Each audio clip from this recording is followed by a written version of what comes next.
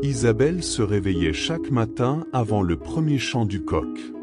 Ses journées commençaient dans les profondeurs froides du château, où l'odeur de moisi se mêlait à l'humidité des pierres anciennes. Elle n'était qu'une servante parmi les 12 du château de Montclair. Mais il y avait quelque chose de différent en elle. Quelque chose que Lady Marguerite, la maîtresse du château, semblait détester profondément. Tandis que les autres servantes recevaient de nouveaux uniformes à chaque saison, Isabelle portait des haillons rapiécés. Tandis que les autres dormaient dans des chambres partagées mais dignes, Isabelle était forcée de dormir au sous-sol, entre les tonneaux de vin et les sacs de farine. « Pourquoi te déteste-t-elle tant ?» demandait Marie, la cuisinière au grand cœur qui était la seule personne gentille avec Isabelle. « Je ne sais pas, répondait Isabelle, ses yeux verts brillants à la faible lueur des bougies. Ça a toujours été ainsi, depuis que je m'en souvienne. » Et c'était vrai. Isabelle n'avait aucun souvenir d'avant le château. Tout ce qu'elle savait, c'est qu'elle était apparue là à l'âge de 5 ans, amenée par un prêtre qui avait seulement dit « Cet enfant a besoin d'un abri ». Lady Marguerite avait accepté, mais à une condition. Isabelle serait la servante la plus basse, la moins valorisée, l'invisible. Mais Isabelle gardait un secret. Un unique objet qui la reliait à un passé dont elle ne pouvait se souvenir. Un médaillon d'argent pur. Toujours caché sous ses vêtements, attaché par un cordon de cuir usé. D'un côté, une rose parfaitement sculptée. De l'autre, les initiales EM gravées en lettres élégantes. Isabelle touchait le médaillon chaque soir avant de dormir, comme si ce geste pouvait ramener des souvenirs perdus. Mais rien ne venait. Seulement l'étrange sensation que cet objet était important. Très important. « Tu dois mieux cacher ça », avertissait Marie chaque fois qu'elle voyait le médaillon. « Si Lady Marguerite découvre que tu as quelque chose en argent, elle te le prendra. » Et Marie avait raison d'avoir peur. Lady Marguerite n'était pas seulement cruelle. Elle était paranoïaque, contrôlante et avait une obsession étrange. Tout ce qui appartenait à Isabelle était immédiatement confisqué. Mais ce qu'Isabelle ne savait pas, c'est que Lady Marguerite connaissait ce médaillon. Elle le connaissait très bien. Et elle priait chaque jour pour qu'il ne soit jamais trouvé. Tout changea un matin de septembre. Le château de Montclair recevait un visiteur illustre, Lord Alexandre Beaumont, neveu éloigné du défunt lord de Montclair et l'un des chevaliers les plus respectés de la région. Grand, aux cheveux noirs et aux yeux qui semblaient voir à travers les gens, Alexandre avait 28 ans et une réputation impeccable.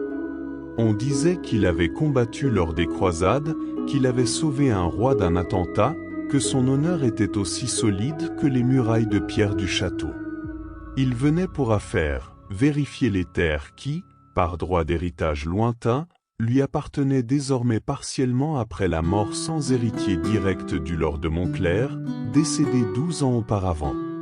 Lady Marguerite le reçut avec toute la pompe possible. Un banquet fut préparé. La meilleure chambre fut arrangée. Et toutes les servantes furent instruites de se comporter impeccablement. Surtout toi, Lady Marguerite pointa son doigt osseux vers Isabelle. Tu resteras à la cuisine. Je ne veux pas que ta présence sale souille mon salon. Isabelle acquiesça simplement, habituée à la cruauté. Mais le destin avait d'autres plans. Cet après-midi-là, tandis qu'Alexandre inspectait les terres du château, il se perdit dans les jardins labyrinthiques. Et c'est là, entre les rosiers sauvages et les fontaines anciennes, qu'il la vit. Isabelle était agenouillée, arrachant les mauvaises herbes. Ses cheveux châtains tombaient en vagues désordonnées dans son dos. Ses mains étaient sales de terre. Mais quand elle leva le visage en l'entendant arriver, Alexandre resta paralysé. Ce n'était pas sa beauté, bien qu'elle fût jolie. C'était quelque chose d'autre. Quelque chose dans ses yeux verts. Quelque chose dans la façon dont elle se leva, effrayée mais digne. Quelque chose de familier qu'il ne pouvait identifier. Pardon, monseigneur, Isabelle fit une révérence hâtive, gardant les yeux baissés comme on le lui avait appris. Pas besoin de t'excuser, la voix d'Alexandre était douce. Tu travailles ici? Oui, monseigneur. Je suis servante de Lady Marguerite. Alexandre observa les vêtements déchirés, les mains blessées, la maigreur qui trahissait peu de repas. Comment t'appelles-tu? Isabelle, monseigneur. Isabelle, il répéta, et quelque chose se serra dans sa poitrine. Pourquoi ce nom semblait-il si significatif? Ce fut la première rencontre. Mais ce ne serait pas la dernière. Les jours suivants, Alexandre commença à chercher des excuses pour passer par les jardins. Et il trouvait toujours Isabelle là, travaillant en silence. Les conversations courtes devinrent de longues conversations. Les regards rapides devinrent des regards prolongés. Et quelque chose d'impossible commença à fleurir entre le noble chevalier et la servante sans nom. Mais tout ce qui fleurit ne peut survivre à l'hiver qui approche. 3 semaines après l'arrivée d'Alexandre, Isabelle fut envoyée nettoyer la tour nord du château. Un endroit qui restait fermé depuis des années. Personne n'y va depuis plus d'une décennie, avertit Marie, tendant la clé rouillée. On dit qu'elle est hantée. Hantée? Isabelle rit nerveusement. Lady Marguerite a personnellement ordonné que tu la nettoies. Méfie-toi quand elle te donne des ordres directs, petite. Mais Isabelle n'avait pas le choix. Elle monta les escaliers en spirale, repoussant les toiles d'araignée, jusqu'à atteindre le sommet de la tour. La pièce était couverte de poussière. Des meubles recouverts de draps blancs fantomatiques. Des portraits tournés face au mur. Et une étrange sensation, comme si cet endroit l'attendait. Isabelle commença à nettoyer machinalement. Mais alors, en déplaçant un lourd coffre, quelque chose tomba au sol. Une petite boîte en bois, ornementée. Avec des doigts tremblants, Isabelle l'ouvrit. À l'intérieur, il y avait des lettres. Des dizaines de lettres jaunies par le temps. Et toutes commençaient de la même façon. Ma chère Helena. Helena. M. Les mêmes initiales que son médaillon. Le cœur battant, Isabelle commença à lire. Et chaque mot était comme un coup de poignard. Ma chère Helena, notre fille est née aujourd'hui. Elle a tes yeux, verts comme les forêts où nous nous sommes rencontrés. J'ai décidé de l'appeler Isabelle, comme tu le souhaitais. Elle est parfaite, mon amour. Parfaite comme toi. Mais tu es parti si tôt? L'accouchement t'a enlevé à moi, et maintenant je suis un homme brisé en deux. Une moitié est morte avec toi. L'autre moitié doit vivre pour notre fille. Je promets qu'Isabelle grandira en sachant combien tu l'as aimée, même sans jamais t'avoir connue. Toujours tien. Laure-Édouard de Montclair. Isabelle laissa tomber la lettre. Ses mains tremblaient violemment. Laure-Édouard de Montclair. Le défunt seigneur du château. Helena Montclair. Sa mère. Isabelle était la fille du lord. La véritable héritière de Montclair. Mais si c'était vrai, pourquoi avait-elle grandi comme servante? Pourquoi avait-elle été traitée pire qu'un animal? Pourquoi personne n'avait jamais rien dit? Avec des mains tremblantes, Isabelle continua à lire les lettres. Et l'histoire qui se révélait était déchirante. À travers les lettres, Isabelle découvrit toute la vérité. Son père, Laure-Édouard, était veuf quand il rencontra Helena, une jeune femme de famille noble mais appauvrie. Ils tombèrent profondément amoureux, mais le mariage fut controversé. La famille d'Édouard, surtout sa sœur Marguerite, n'accepta jamais Helena. Elle est pauvre, une chercheuse de dot. Marguerite avait écrit dans une lettre. Tu déshonores notre famille. Mais Édouard s'en moquait. Il aimait Helena avec une intensité qui effrayait tout le monde. Et quand elle tomba enceinte, il fut radieux. Marguerite, cependant, fut furieuse. Si Helena donnait naissance à un enfant, surtout une fille. Cela signifierait que l'héritage de Montclair passerait à cet enfant. Et Marguerite, qui avait toujours rêvé de contrôler le château, n'aurait rien. Alors l'impensable arriva. Helena mourut en couches. Et dans la confusion et la douleur de ce jour terrible, Marguerite vit une opportunité. Le bébé naquit. Une fille. Isabelle. Mais Édouard, bouleversé par la mort d'Helena, passa des jours enfermé dans ses appartements, refusant de voir sa fille. Il la blâmait pour la mort de sa femme. Le rejet était si profond qu'il ne pouvait même pas regarder l'enfant. Et c'est dans ce moment de faiblesse que Marguerite agit. Elle engagea un prêtre corrompu et créa une histoire. Le bébé était mort avec la mère. C'était un mensonge, mais dans la confusion et le désespoir, personne ne questionna. Édouard, déjà brisé, crut. Il ne vit jamais sa fille. Il ne sut jamais qu'elle vivait. Marguerite emmena alors le bébé Isabelle loin, vers une famille de paysans, les payant pour l'élever loin du château. Loin de quiconque pourrait la reconnaître. Mais les paysans moururent quand Isabelle avait 5 ans. La fillette, alors orpheline de nouveau, fut emmenée dans un orphelinat. Et de là, ironiquement, elle fut ramenée au château de Montclair même par un prêtre qui ne savait rien. Marguerite faillit devenir folle quand elle vit la fillette revenir. Mais elle ne pouvait la renvoyer sans éveiller les soupçons. Alors elle fit quelque chose de pire. Elle garda Isabelle là, mais comme la servante la plus basse, la plus maltraitée, s'assurant qu'elle ne sache jamais qui elle était vraiment. Et Édouard? Il ne sut jamais. Il mourut 6 ans plus tard, le cœur brisé, croyant qu'il avait tout perdu, sa femme et sa fille. Isabelle termina de lire la dernière lettre avec des larmes coulant sur son visage. Elle avait un père, une mère, un vrai nom. Lady Marguerite lui avait tout volé. Son enfance, son identité, son droit de naissance. Et maintenant Isabelle tenait dans ses mains la preuve de qui elle était vraiment. Mais que faire de cette vérité?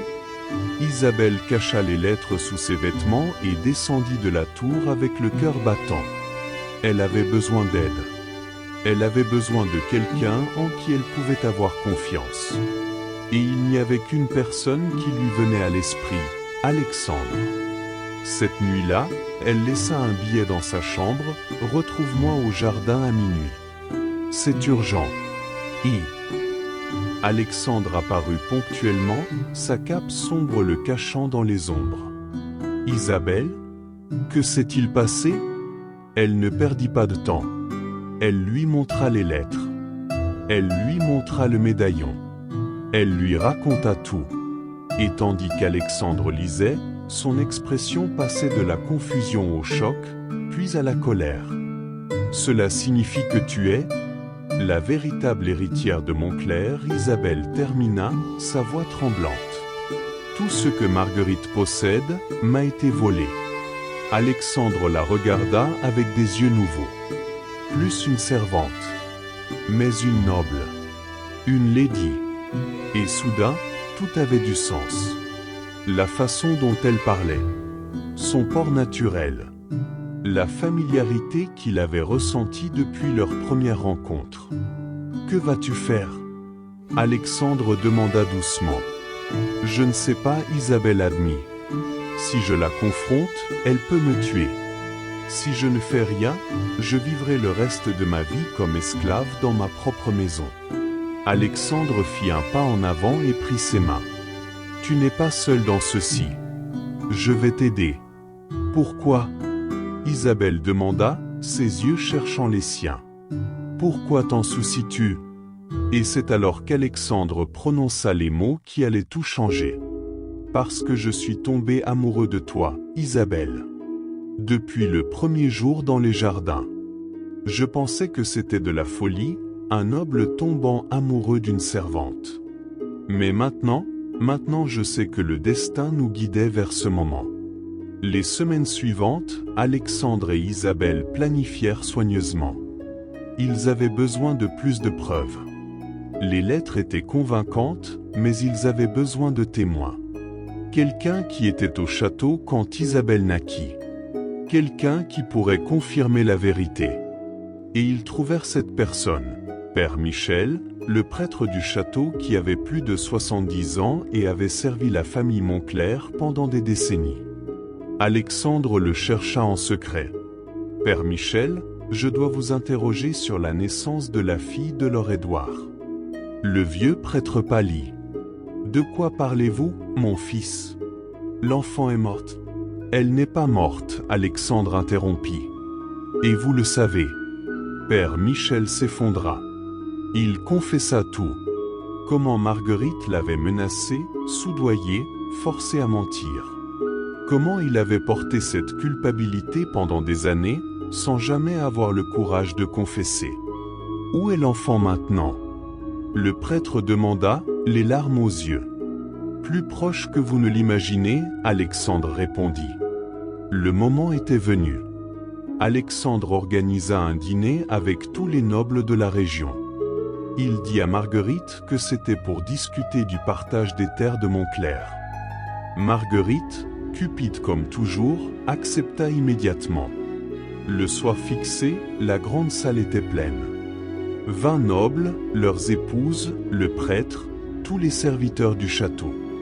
Et au centre de tout, Marguerite assise sur la chaise principale, souriant de satisfaction. « Je remercie tous ceux qui sont venus. » Alexandre commença, debout. « Aujourd'hui, nous allons résoudre une question très importante sur l'héritage de Montclair. » Enfin, Marguerite murmura. « Nous allons définir comment diviser mes terres. » « Vos terres » Alexandre arqua un sourcil. « Intéressant. Parce que, selon la loi, ces terres devraient appartenir à la fille de Laure-Édouard. » Un silence tomba sur la salle. « La fille est morte, » Marguerite dit sèchement. « Tout le monde le sait. Tout le monde le croit, » Alexandre corrigea. « Mais croire ne rend pas quelque chose vrai. » Et alors, d'un geste, Alexandre fit entrer Isabelle dans la salle. Elle était différente. Marie l'avait aidée à s'habiller convenablement. Ses cheveux étaient élégamment attachés. Et à son cou, brillant à la lumière des bougies, se trouvait le médaillon. Marguerite devint blanche comme la mort. « Qu'est-ce que c'est ?» Elle siffla. « Enlevez cette servante d'ici. » Cette servante, Alexandre dit calmement, est Lady Isabelle de Montclair, fille de Laure-Édouard et Lady Helena, la véritable héritière de ce château. Isabelle fit un pas en avant, ses mains tremblantes mais sa voix ferme. Pendant 17 ans, j'ai vécu comme esclave dans ma propre maison. J'ai été battu, humilié, privé de tout. Tout cela parce que cette femme, elle pointe à Marguerite, a volé mon droit de naissance. Mensonge!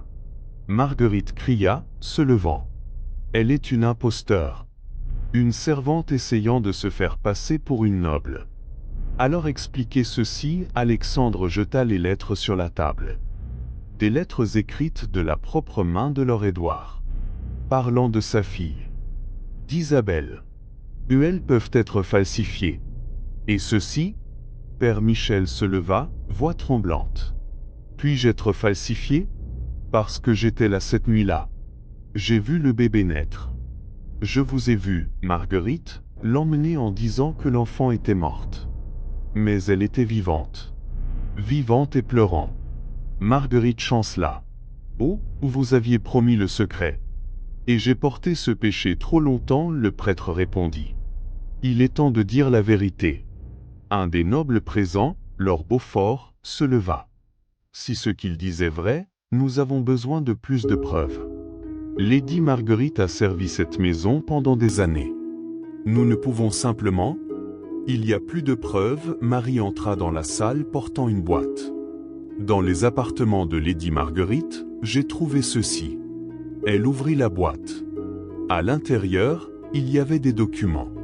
Des paiements aux prêtres corrompus qui avaient aidé dans le plan. Des lettres menaçant les paysans qui pourraient connaître la vérité. Même un journal où Marguerite avait décrit tout son plan en détail.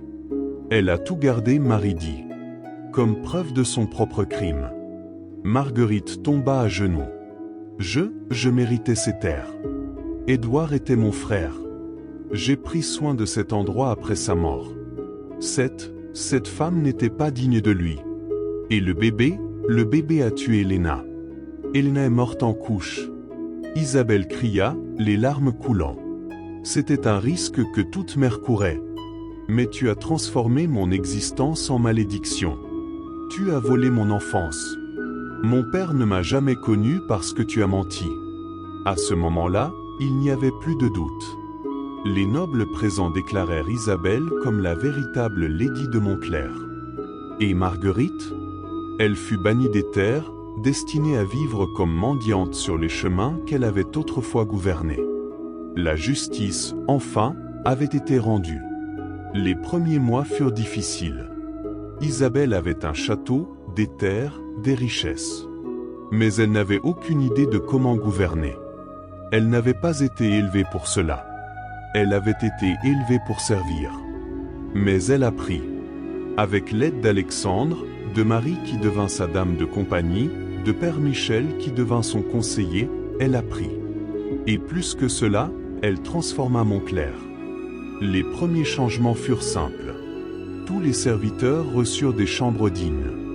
Plus personne ne dormait dans les sous-sols. Les salaires furent augmentés. Les punitions cruelles abolies. Une maison gentille est une maison forte, disait Isabelle. Mais elle ne s'arrêta pas là. Elle ouvrit les portes du château aux pauvres de la région. Elle créa un système où les enfants orphelins recevaient éducation et formation. Plus personne ne grandira sans savoir qui il est, elle jurait. Et lentement, Montclair devint connu non pas pour sa richesse, mais pour sa bonté. Une nuit de printemps, 6 mois après la révélation, Alexandre demanda à la rencontrer dans les jardins. C'était le même endroit où ils s'étaient rencontrés. Les mêmes rosiers, maintenant fleuris. Te souviens-tu de la première fois que nous nous sommes vus ici? Alexandre demanda. Comment pourrais-je oublier? Isabelle sourit. J'étais sale de terre, morte de peur. Et je suis restée paralysée en te regardant. Pourquoi? Parce que même à ce moment-là, même quand tu n'étais qu'une servante, j'ai vu ta noblesse. Pas la noblesse du sang, mais la noblesse de l'âme. Alexandre s'agenouilla. Lady Isabelle de Montclair. Tu as tant traversé, tant souffert. Mais tu t'es relevée avec une grâce que les rois envieraient. Et moi, aurais-je l'honneur de passer le reste de ma vie à tes côtés? Isabelle sentit les larmes emplir ses yeux. Tu m'as aidé quand je n'étais personne. Tu as toujours été quelqu'un, Alexandre corrigea. Je t'ai juste aidé à le découvrir. Alors oui, Isabelle sourit à travers les larmes. 1000 fois oui. Le mariage eut lieu l'été suivant. Tout le royaume fut invité. Nobles et plébéiens, seigneurs et serviteurs, tous ensemble célébrant non seulement l'union de deux cœurs, mais le triomphe de la vérité sur le mensonge. Isabelle porta une robe blanche brodée de roses, en hommage à Elena, la mère qu'elle n'avait jamais connue. Et quand elle marcha dans l'allée de la chapelle, elle ne pensa pas à tout ce qu'elle avait perdu.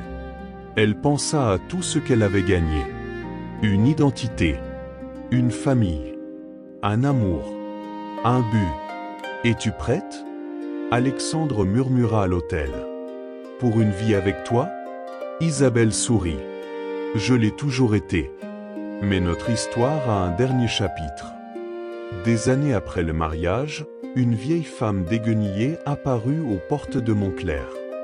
C'était Marguerite. Les gardes ne la reconnurent pas. Ils essayèrent de la renvoyer.